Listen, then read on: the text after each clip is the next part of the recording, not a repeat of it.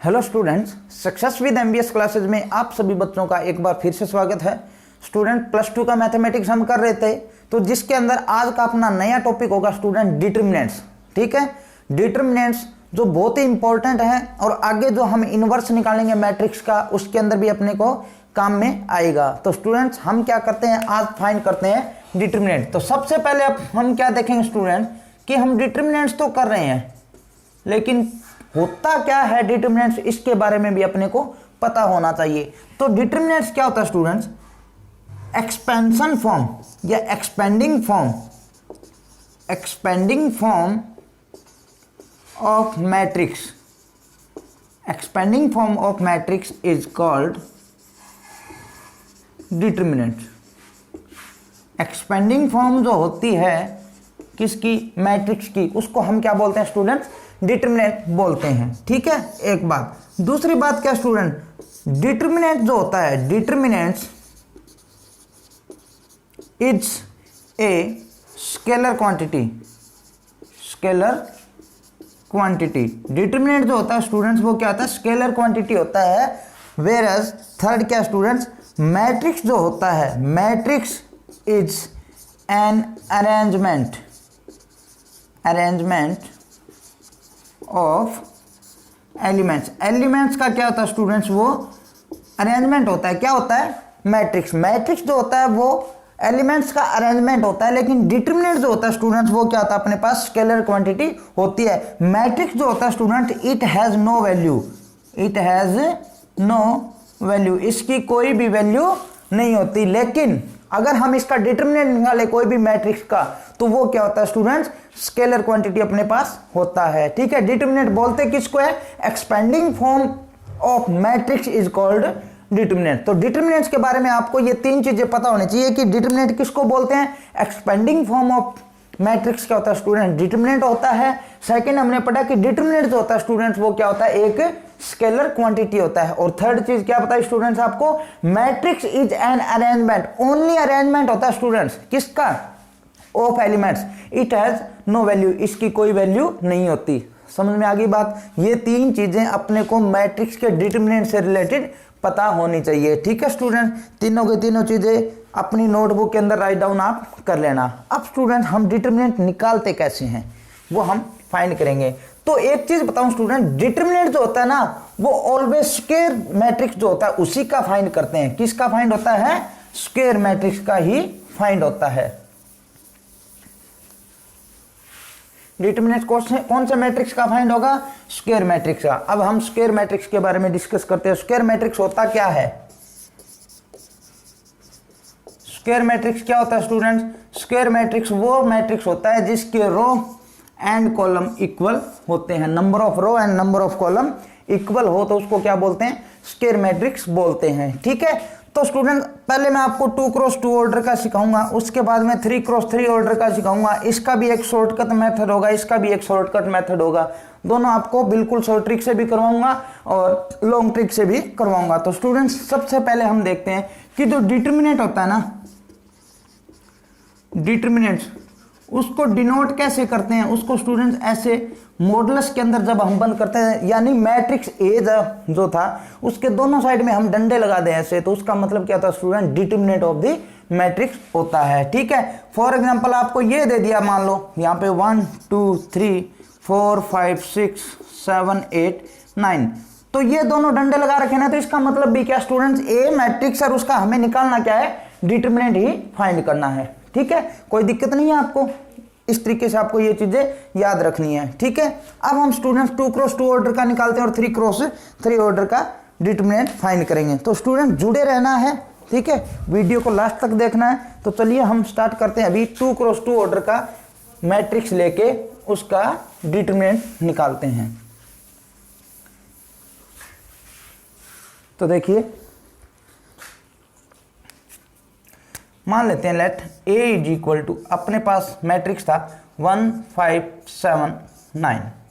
ठीक है, इसका अपने को क्या निकालना है? डिटर्मिनेंट। तो स्टूडेंट ध्यान से क्या करना है आपको, एक्सपेंडिंग फॉर्म शुरू में ही लिखा है कि एक्सपेंडिंग फॉर्म, तो एक्सपेंडिंग बाय अब स्टूडेंट एक्सपेंड हम किसी से भी कर सकते हैं, फर्स्ट रो से भी कर सकते हैं, सेकंड रो से भी कर सकते हैं, फर्स्ट कॉलम से भी कर सकते हैं और सेकंड कॉलम से भी कर सकते हैं, आपकी मर्जी है, जिस मर्जी से आप एक्सपेंड करो, लेकिन इतना याद रखना कि किसी से भी एक्सपेंड कर दे हमारे पास डिटरमिनेंट हमेशा ही सेम आएगा, जो आंसर पहले था वो का वो ही रहेगा। तो एक्सपेंडिंग बाय मैं यहाँ पर स्टूडेंट्स करवा रहा हूँ फर्स्ट रो से एक्सपेंड करवा रहा हूँ। थोड़ा सा ध्यान से समझ लेना, एक बार समझ लिया सारे के सारे सम बिल्कुल क्लियर कर जाओगे। तो स्टूडेंट सबसे पहले तो देखिए ये जो 1 है ये फर्स्ट रो में और फर्स्ट कॉलम में है, यानी A11 है, पढ़ा है हमने। ये क्या स्टूडेंट्स अपने पास A12, ये अपने पास A21 और ये है स्टूडेंट्स A22। इनका भी कोई ना कोई मतलब है क्यों हमने लिखा है। तो स्टूडेंट सबसे पहले देखो एक्सपेंडिंग बाय फर्स्ट रो लिखा था, तो फर्स्ट रो का फर्स्ट एलिमेंट अपने पास क्या है स्टूडेंट्स 1 लिखा। अब देखो ये जो 1 है वो कौन से रो में है सर, इस रो में है। कौन से कॉलम में, इस कॉलम में, यानी जिस रो में और जिस कॉलम में है ना वो कॉलम और रो छोड़ दो। तो ये मैंने ये रो छोड़ दिया और ये कॉलम छोड़ दिया, तो बच गया क्या मेरे पास 9, मैंने यहां पर लिख दिया स्टूडेंट 9, ठीक है। अब आगे मैं लिख रहा हूं स्टूडेंट्स 5। अब यहां पे साइन किसका आएगा वो देखना अपने को।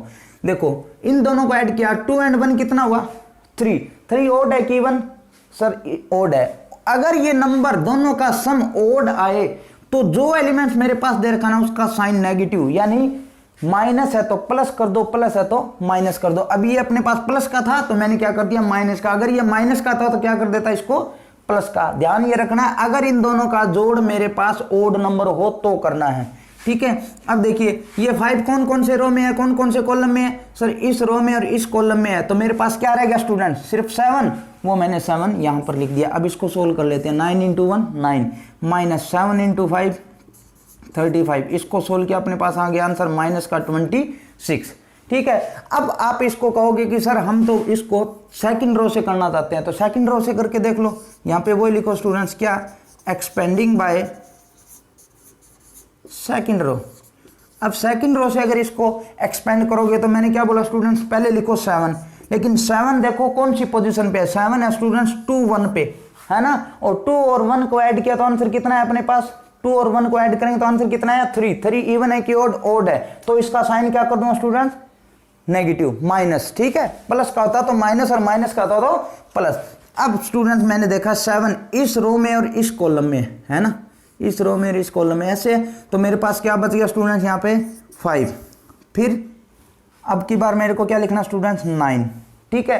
अब देखो 9 कौन सी पोजीशन पे, A22 पर, तो मैं यहाँ पर क्या कर दूँ स्टूडेंट्स प्लस का साइन, क्योंकि 2 और 2 4, ओड नंबर है कि इवन है, तो मैंने यहाँ पे क्या लगा दिया प्लस, ठीक है। जो साइन था वो का वो, अगर ये माइनस का था तो माइनस का पड़ा रहने देता, ठीक है। अब 9 कौन से रो और कौन से कॉलम में, इस रो में और इस कॉलम में, तो रह गया क्या स्टूडेंट्स अपने पास 1। अब इसको सोल्व करेंगे, -7 5 की मल्टीप्लाई -35 और 9 इंटू 1 क्या हो गया स्टूडेंट्स प्लस का 9, आंसर कितना आ गया माइनस का 26।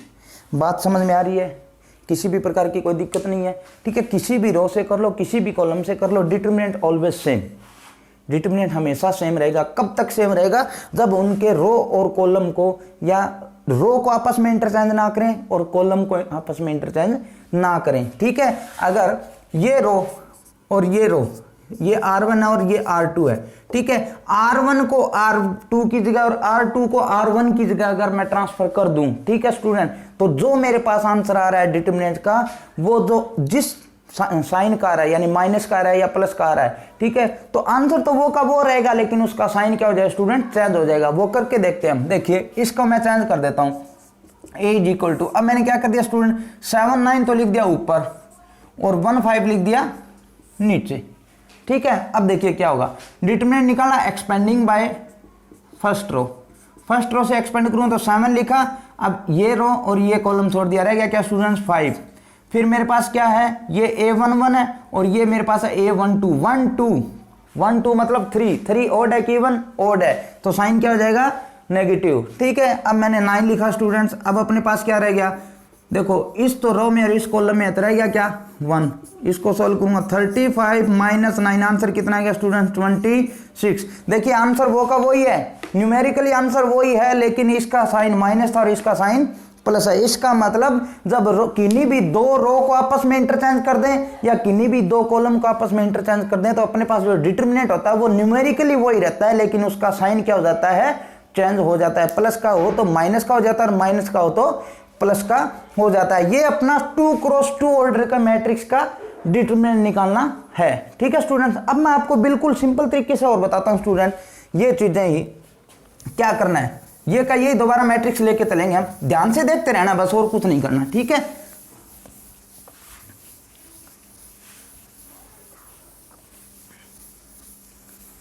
वन 579 था, ये एलिमेंट्स हम याद रखेंगे। ठीक है, तो देखिए अपने पास आ रहा है स्टूडेंट्स 1579। अब मेरे को बोल दे कि इसका डिटरमिनेंट निकाल लो, यहाँ पे लिखा होगा स्टूडेंट फाइंड, अगर बाय द वे ये मैट्रिक्स बना के दिया हो और अपने को बोल दे फाइंड ये, तो इसका मतलब क्या student, determinant of A find करना है। अब डिटरमिनेंट फाइंड करेंगे तो आपको करना क्या है, बिल्कुल सिंपल सा। ठीक है, इन दोनों की मल्टीप्लाई करो, 9 × 1 9, माइनस का साइन अपनी तरफ से लगा दो, इन दोनों की मल्टीप्लाई 35, आपके पास आंसर आ जाएगा डायरेक्ट, कितना आ जाएगा, माइनस का 26। 2 × 2 ऑर्डर की बात है, सिर्फ 3 × 3 ऑर्डर की बात नहीं कर रहा। क्या करना है, A11 की और A22 की मल्टीप्लाई, और A21 की और A12 की आपस में मल्टीप्लाई, नेगेटिव साइन करके माइनस कर दो। ठीक है, अब बाय द वे मान लो आपके पास होता है यहाँ पे 2 5 3 9, तो आपको क्या करना था स्टूडेंट, डिटरमिनेंट निकालना है, तो इन दोनों की मल्टीप्लाई कितना 18 माइनस इन दोनों की मल्टीप्लाई कितना हो गया स्टूडेंट 15, आंसर कितना आ गया 3, डायरेक्ट वही आंसर। ठीक है, 2 × 2 ऑर्डर के अंदर आप इस तरीके से निकालोगे। ठीक है स्टूडेंट, अब आता है स्टूडेंट्स अपने पास 3 × 3 ऑर्डर का, बहुत ही इंपॉर्टेंट और बहुत ही ज्यादा यूज होने वाली चीज है स्टूडेंट्स 3 × 3 ऑर्डर के अंदर। ठीक है, आगे जब हम इनवर्स ऑफ मैट्रिक्स फाइंड करेंगे तो 3 × 3 ऑर्डर का ही अपने से पूछा जाएगा, तो अभी ढंग से कर लेना। ठीक है, फिर बाद में आपको कोई दिक्कत नहीं आएगी। तो चलिए स्टूडेंट्स हम करते हैं 3 × 3 ऑर्डर का। तो 3 × 3 ऑर्डर का अगर हम करें तो सबसे पहले हम कोई मैट्रिक्स ले लेते हैं, let A matrix is equal to 1 2 3 4 5 6 7 8 and 9। ठीक है, अब मेरे को क्या करना है, डिटरमिनेंट निकालना है। तो डिटरमिनेंट निकालने के लिए मैं कर देता हूं student directly expanding by first row, expanding by first row. First row से एक्सपेंड करूंगा तो स्टूडेंट ध्यान से देखते जाना, ये अगर आपके समझ में आ गया ना तो 3 × 3 ऑर्डर का कोई भी मैट्रिक्स आ जाए आप उसका डिटरमिनेंट फटाक से निकाल दोगे। ये तो स्टूडेंट थोड़ा सा लॉन्ग ट्रिक जो है एक्सपेंडिंग फॉर्म है वो करवा रहा हूं, इसका बिल्कुल आसान तरीका भी है एक। ठीक है, वो भी मैं आपको करवा दूं, दोनों तरीके से करवा दूंगा, आपकी मर्जी है जिस तरीके से आप फाइंड करो। तो देखिए 1 लिखा क्योंकि एक्सपेंडिंग बाय फर्स्ट रो है, तो देखिए ये इस रो में है और इस कॉलम में है, तो मेरे पास क्या बच गया स्टूडेंट्स 5 6 8 9। 2 × 2 के अंदर यहाँ पे सिर्फ एक ही एलिमेंट्स बच रहा था, है ना, अब की बार कितने बच रहे हैं, 4 एलिमेंट्स बच रहे हैं, तो अपने को कोई टेंशन लेने की जरूरत नहीं है, यहाँ पर लिख लो वो चारों के चारों, क्या लिख लिया 5 6 8 9। ठीक है, अब मैं लिख रहा हूँ स्टूडेंट्स 2 के आगे साइन किसका आएगा, मैंने देखा इसकी पोजीशन क्या स्टूडेंट्स A1 2 एंड 1 3, इसका मतलब ओड है, तो आगे साइन किसका, माइनस का। बात समझ में आ गई। ठीक है, अब हम करते हैं स्टूडेंट यहाँ पे एलिमेंट्स कौन कौन से आएंगे, देखिए ये फर्स्ट रो में है और सेकंड कॉलम के अंदर है, इसका मतलब मेरे पास क्या बच गया 4 6 7 9, तो मैंने लिख लिया 4 6 7 9। ठीक है, उसके बाद में नेक्स्ट क्या आ गया स्टूडेंट्स 3 के आगे साइन किसका आएगा वो देखना है। मैंने ये देखा कि ये मेरे पास है 1 3 पे, 1 3 का मतलब 3 एंड 1 4 इवन है कि ऑड इवन, तो इसका साइन सेम रहेगा, सेम का मतलब प्लस का था तो प्लस का ही रहेगा। ठीक है, तो अब अपने पास क्या आ जाए स्टूडेंट, देखिए मैंने इसको रफ कर दिया, ये इस रो में और इस कॉलम में तो रह गया क्या 4 5 7 8 4 5 7 8। अब इसको हम सोल्व करते हैं, कैसे, ध्यान से देखते जाना। 1 देखो इन दोनों की मल्टीप्लाई माइनस इन दोनों की मल्टीप्लाई बता दो, 9 5 जा 45 माइनस में 8 6 जा 48। ठीक है स्टूडेंट, फिर -2, अब इन दोनों की मल्टीप्लाई 36 माइनस में 7 6 जा 42, अब प्लस में 3, अब क्या आ जाए स्टूडेंट, इन दोनों की मल्टीप्लाई 32 माइनस में इन दोनों की मल्टीप्लाई अपने पास आ जाए स्टूडेंट 35। ठीक है, अब इसको सोल्व करते हैं, तो 45 माइनस 48 माइनस का 3, -3 की 1 से मल्टीप्लाई -3, 36 माइनस 42 माइनस का 6, -6 की -2 से मल्टीप्लाई प्लस का 12। ठीक है, प्लस में अपने पास 3 आई है, तो देखिए 32 माइनस 35 कितना रह गया माइनस का 3, -3 की प्लस के 3 के साथ मल्टीप्लाई अपने पास क्या आ जाए स्टूडेंट, माइनस का 3। जब इसको सॉल्व करूंगा -3 + 12 -9, तो आंसर क्या आ गया स्टूडेंट मेरे पास 0।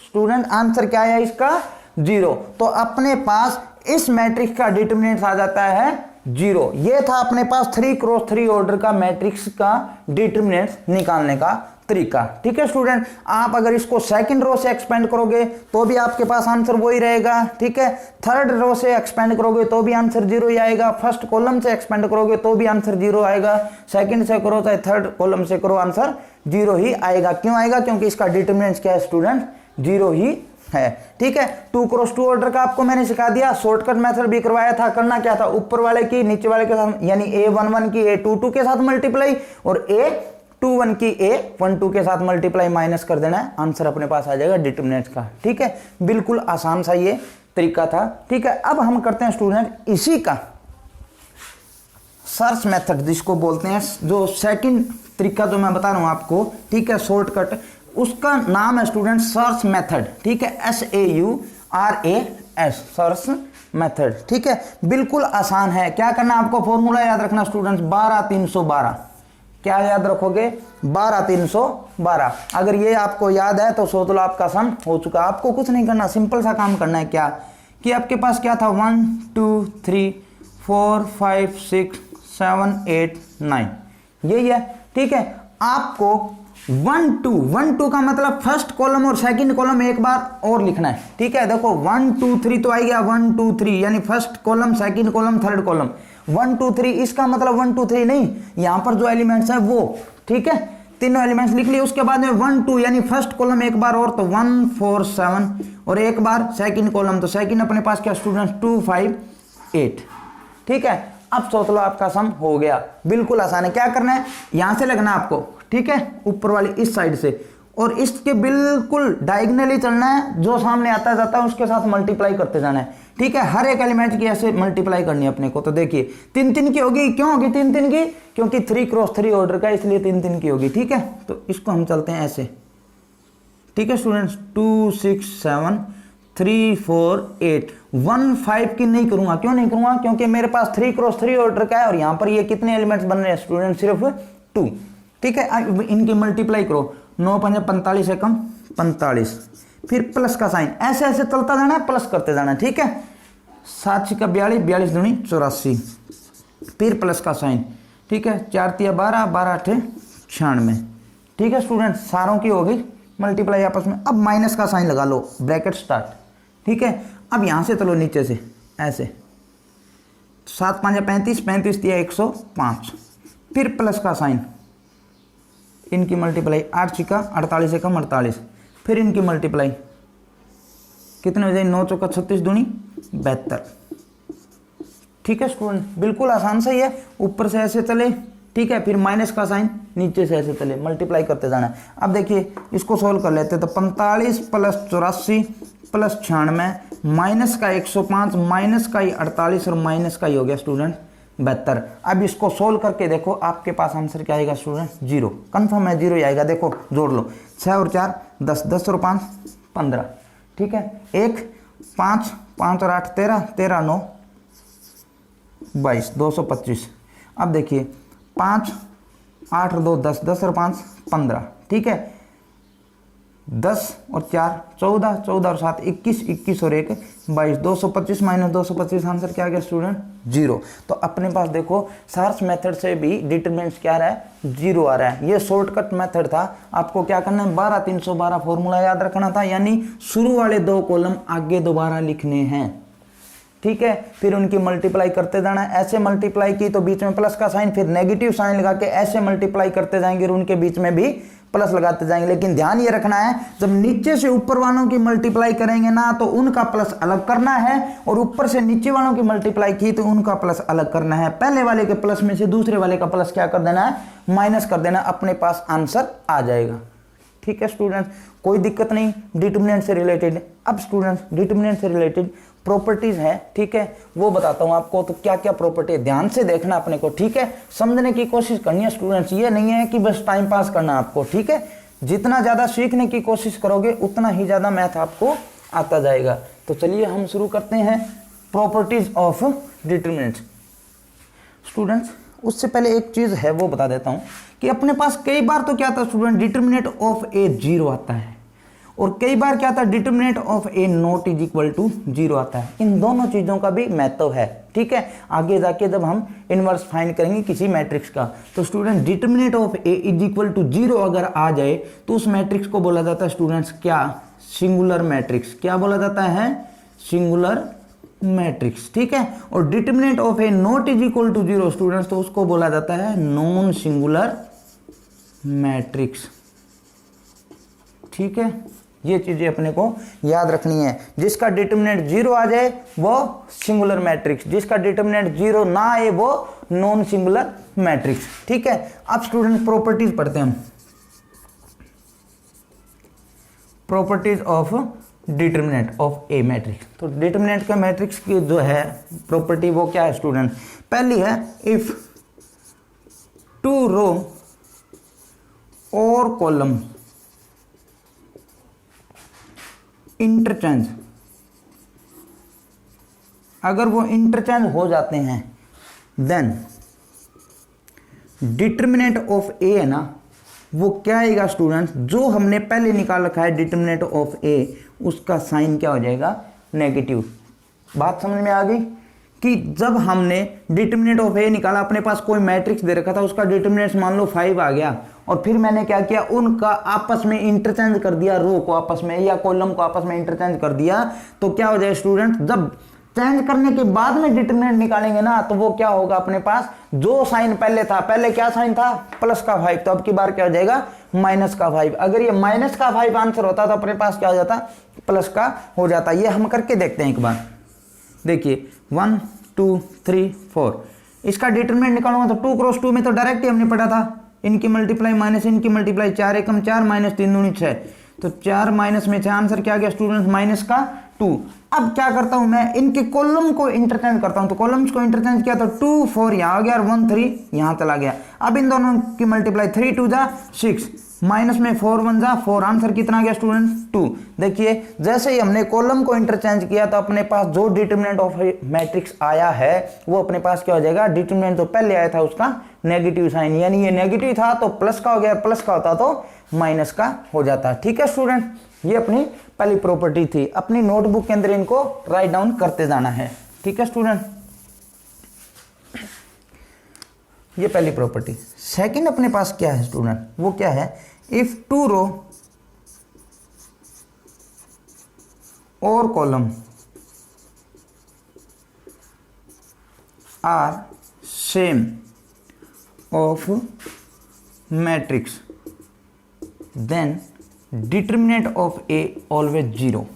अगर कोई भी मैट्रिक्स दे रखा है और उसका डिटरमिनेंट उसके 2 रो या 2 कॉलम बिल्कुल सेम है, तो स्टूडेंट्स बिना देखे ही उसका डिटरमिनेंट क्या निकाल दोगे, 0 निकाल दोगे। और आपको मैं एक हिंट बता देता हूं स्टूडेंट्स, वो क्या है कि आपसे क्वेश्चन इस तरीके से पूछा जाएगा कि without expanding find the determinant of this sum. जब आपको यह बोल दिया जाए ना कि विदाउट एक्सपेंड, तो सोच लेना वो उसका डिटरमिनेंट 0 होगा, ठीक है। हाँ, ये बोल दिया जाए कि without expanding but by using source method, तो हम क्या करेंगे स्टूडेंट्स, उसका डिटरमिनेंट निकालेंगे, ठीक है। सोर्स मेथड से बोल दिया जाए तो उसका डिटरमिनेंट निकालना, मैं ये नहीं कहता 0 आएगा, लेकिन विदाउट एक्सपेंडिंग अगर आपको बोल दिया जाए, ये बोल दिया जाए कि find the determinant of this sum, तो उसका डिटरमिनेंट 0 ही होगा, कंफर्म है ये, ठीक है। उसके बाद में थर्ड प्रॉपर्टी क्या स्टूडेंट, मैं आपको थोड़ा सा एग्जांपल के तौर पे बता रहा हूं कि अगर बाय द वे अपने पास ऐसे हो student x y z a b c e plus f g plus h i plus j, ठीक है। इस तरीके से आपको कोई मैट्रिक्स दे रखा है, कहता है कि इसका डिटरमिनेंट निकालो, तो वो किसके इक्वल होगा स्टूडेंट, ध्यान देना ये प्रॉपर्टी अपनी नोटबुक के अंदर राइट कर लेना स्टूडेंट। तो अपने पास क्या आ जाएगा, x y z a b c e g i plus में x y z a b c और f h j। इन दोनों मैट्रिक्स का, यानी ये जो लास्ट वाला जो अपने पास कॉलम था इसको मैंने दो पार्ट में, दो मैट्रिक्स के अंदर लिख दिया। पहले वाला पार्ट ये लिख दिया प्लस में, पहले दोनों कॉलम तो सेम लिखे लेकिन लास्ट वाला जो कॉलम है वो साथ में इसके लिख दिया। अब इन दोनों का अगर मैं मैट्रिक्स का डिटरमिनेंट निकाल के ऐड करूं तो वो इसके डिटरमिनेंट के इक्वल होगा। ठीक है स्टूडेंट, आप इसको अपनी नोटबुक में राइट डाउन कर लेना। ठीक है स्टूडेंट, फोर्थ प्रॉपर्टी अपनी क्या है, वो क्या स्टूडेंट, कि if A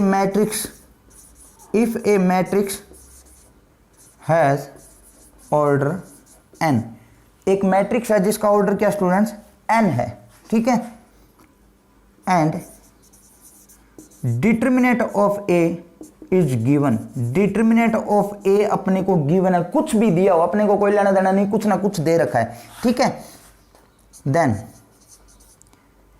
k into a का डिटरमिनेंट, यहां पे लिख देता हूं student, where k is any scalar number, k अपने पास कोई भी एक स्केलर नंबर है, k इंटू a मल्टीप्लाई करके फिर उसका डिटरमिनेंट निकालो तो वो किसके इक्वल होगा student, k power n into determinant of a। जितने ऑर्डर का मेरे पास मैट्रिक्स है उतने ही ऑर्डर यानी उतनी ही पावर मैं कर दूंगा जो स्केलर नंबर था उसकी, इनटू में जो डिटरमिनेंट ऑफ ए अपने को गिवन था वो मल्टीप्लाई कर देंगे, अपने पास आंसर आ जाएगा। फॉर एग्जांपल आपको ये दिया हो, मान लो 1 2 5 7, ठीक है, और कह दे कि इसका डिटरमिनेंट आपके पास है, देखिए 7 एकम 7 माइनस में 5 दूनी 10, तो आंसर कितना आ गया स्टूडेंट, माइनस का 3। अब आपको ये बोल दिया जाता है कि इसको 2 से मल्टीप्लाई करके फिर उसका डिटरमिनेंट निकालो, तो 2 से मल्टीप्लाई करूंगा तो मेरे पास क्या बनेगा स्टूडेंट्स, 2 4 10 और 7 से मल्टीप्लाई किया 2 को तो 14, ठीक है। अब इसका डिटरमिनेंट निकालूं तो 14 दूनी 28 माइनस में 10 चौका 40, तो आपके पास आंसर कितना आएगा स्टूडेंट्स, माइनस का 12, ठीक है। अब ये डायरेक्ट अगर मैं निकालता तो कैसे निकालता, किससे मल्टीप्लाई किया था, 2 से, 2 की पावर n, n कितना है, यानी ये कितना स्टूडेंट 2 क्रॉस 2 ऑर्डर का है, तो n का मतलब यहाँ पे डायरेक्ट n क्रॉस n नहीं लिखा होगा, ये लिखा होगा 2 ऑर्डर का है, ठीक है, 2 ऑर्डर का है, 3 ऑर्डर का है, तो इसका मतलब 2 की पावर 2 इंटू में डिटरमिनेंट ऑफ है, डिटरमिनेंट ऑफ है मेरे पास है कितना स्टूडेंट, माइनस का 3, ठीक है, 2 की पावर 2 4 इंटू माइनस 3, आंसर कितना आएगा स्टूडेंट्स अपने पास, माइनस का 12। देखिए आया कि नहीं आया, बिल्कुल सेम, ठीक है। तो ये प्रॉपर्टी भी आपको याद रखनी है क्या, कि अगर एक मैट्रिक्स का ऑर्डर अपने को n दे रखा है, यहाँ पे 2 नहीं है स्टूडेंट्स, ये तो 2 आपको एग्जांपल के तौर पे बताया था, n अगर आपके पास ऑर्डर है और डिटरमिनेंट ऑफ a अगर आपको गिवन है और k कोई स्केलर नंबर है, जिससे हमने क्या किया, पहले मैट्रिक्स को मल्टीप्लाई किया, फिर हम क्या कर रहे हैं उसका डिटरमिनेंट फाइंड कर रहे हैं, तो वो किसके इक्वल होगा स्टूडेंट्स, k की पावर n, n क्या होगा, जो ऑर्डर अपने को मैट्रिक्स का दे रखा है वो, इनटू में डिटरमिनेंट ऑफ a,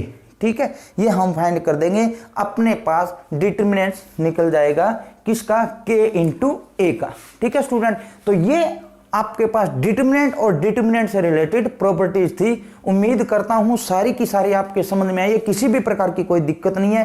2 क्रॉस 2 का भी बताया आपको, 3 क्रॉस 3 ऑर्डर का भी बताया, मैट्रिक्स का डिटरमिनेंट निकालने का, ठीक है, किसी भी प्रकार की कोई कमी नहीं छोड़ी है मेरी तरफ से मैंने, ठीक है। अगर डिटरमिनेंट ऑफ ए 0 आ जाए तो सिंगुलर मैट्रिक्स, और डिटरमिनेंट ऑफ ए 0 ना आए तो उसको नॉन सिंगुलर मैट्रिक्स बोला जाता है, ठीक है स्टूडेंट्स। और अच्छा एक प्रॉपर्टी और रह जाती है, वो आ गई, सॉरी ये रही, ठीक है, वो क्या थी कि 2 रो को या 2 कॉलम को आपस में इंटरचेंज कर दें तो वो क्या होता है, नेगेटिव हो जाता है। हाँ एक चीज और देखो स्टूडेंट्स कि बाय द वे मान लो मैंने ए मैट्रिक्स निकाला 1 2 5 7, ठीक है, इसका डिटरमिनेंट मेरे पास जो मर्जी आ गया, माइनस का 3 आया था अभी हमने देखा, ठीक है। अब मैं इनको इंटरचेंज करता हूं तो इंटरचेंज करते मेरे पास क्या बन गया, 5 7 1 2, ठीक है। अब इसका डिटरमिनेंट निकालूंगा तो मेरे पास क्या बन जाएगा स्टूडेंट्स, 5 2 10 माइनस में 3, तो 3 बन गया ना, ये 7 माइनस, ठीक है। अब अगर दोबारा मैं इनको चेंज कर दूंगा तो वो का वही आंसर आ जाएगा, ठीक है। अगर ये 3 क्रॉस 3 की बात होती तो देखिए R1 R2 और R3 था, ठीक है। मैं अगर इन दोनों को आपस में इंटरचेंज करता हूं तो मेरे पास नेगेटिव का फर्क पड़ेगा ना। फिर मैंने क्या किया, इनको इंटरचेंज कर दिया, तो यहां पर तो मेरे पास बन गया स्टूडेंट्स R3 और यहां पर बन गया मेरे पास क्या, R2। अब अगर मैं बाय द वे R3 और R1 को भी आपस में इंटरचेंज करूं, ठीक है, 2 बार चेंज कर दिया, कैसे, इसको और इसको चेंज कर दिया, फिर इसको और इसको चेंज कर दिया, तो डिटरमिनेंट ऑफ ए जो है उसके अंदर कोई भी फर्क नहीं पड़ेगा। बात समझ में आ गई। दो बार, एक बार चेंज किया नेगेटिव आंसर, ठीक है, दोबारा फिर चेंज किया तो पॉजिटिव आंसर, फिर तीसरी बार किया तो नेगेटिव आंसर, चौथी बार करते ही पॉजिटिव आंसर, ठीक है, समझ में आ गई बात। तो ये सारी की सारी अपनी कंप्लीट हो जाती है डिटरमिनेंट से रिलेटेड बेसिक बातें। कल मैं आपको डिटरमिनेंट से रिलेटेड सम करवाऊंगा, तो उम्मीद करता हूं सारी की सारी बेसिक बातें आपकी समझ में आई है। कल मिलते हैं नए लेक्चर के साथ, तब तक आप सभी का थैंक यू।